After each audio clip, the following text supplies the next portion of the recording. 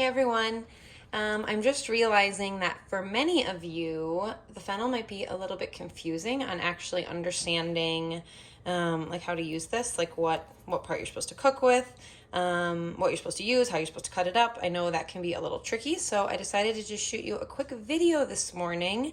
I don't have a tripod and Kyle's at the farm, so I hope you like my cheese grater cookbook tripod situation. So the first thing that you're gonna do is you're gonna cut the fronds away from the bulb.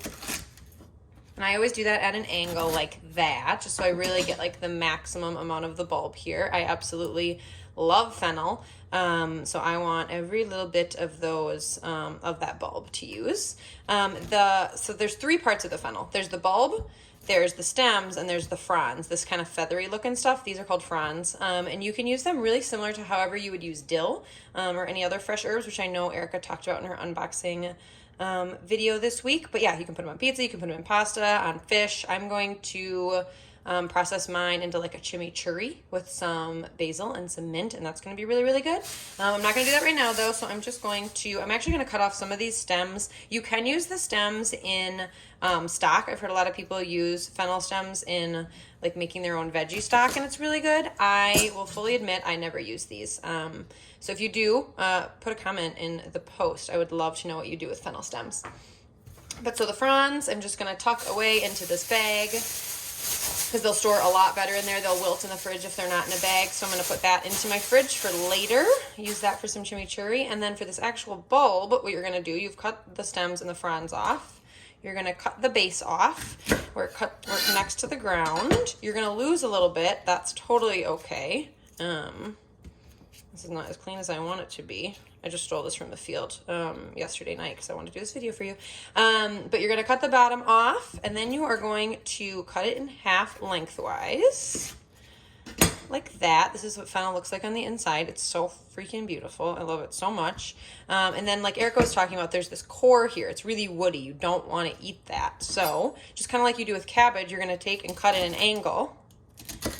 And you're going to trim out that core. That's how I do it. So this core can go away. Now this is ready, and you can cut it really thinly for a salad or for pizza or whatever. That's how I typically cut it. I absolutely love it like this. You can make a slaw out of it.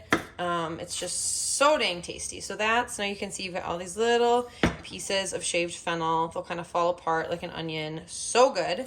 And I'll just do that one more time so that you can see it again. So here is this. You're going to remove the core. Core is gone. And then you're going to just cut it as thin as you can. The thinner slices you can get, the more delicate the flavor will be. People think they don't like fennel sometimes because they leave it really big, and like if you just take a bite out of a fennel, it is pretty intense. But if you can cut it really thin like this, the flavor is incredible because it has more surface area. It's able to take on whatever vinaigrette or whatever things you're combining it with. I really love it thin like that. So that is how you're going to cut up fennel. I hope you love experimenting with this veggie. It is one of those ones I never even knew about until I was a CSA farmer, and now it's my absolute favorite. So try it out. Let me know what you're making. I can't wait to hear.